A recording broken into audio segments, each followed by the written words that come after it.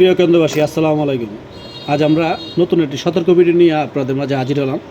যে ভিডিওটার মধ্যে থাকবে আপনার শিক্ষামূলক একটি ঘটনা।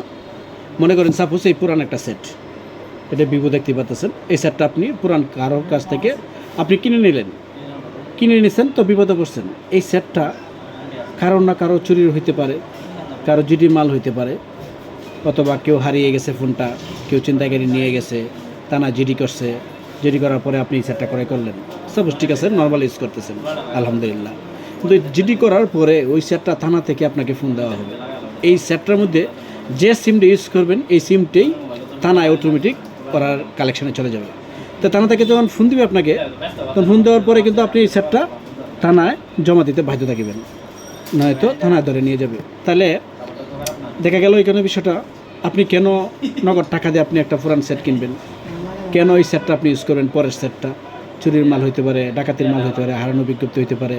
হ্যাঁ, অনেকেই দেখতেছেন দেশের অবস্থা ভালো না, অনেক জায়গায় চুরি ডাকাতি হচ্ছে। সেই ক্ষেত্রে আপনি একটা সেট পুরান না কিনাটাই আমি মনে করি ভালো। আর কিনছেন তো বিপদে পড়ছেন, আপনার মূল দণ্ডাও চলে যাবে, তা নয় গেলে আরও 2-3 হাজার টাকা জরিমানাও হবে। তাই আশা করি আপনারা ইনটেক ব্যবহার করবেন, ইনটেক সেট কিনবেন। ধন্যবাদ সবাই, ভালো থাকবেন, সুস্থ থাকবেন। আসসালামু আলাইকুম।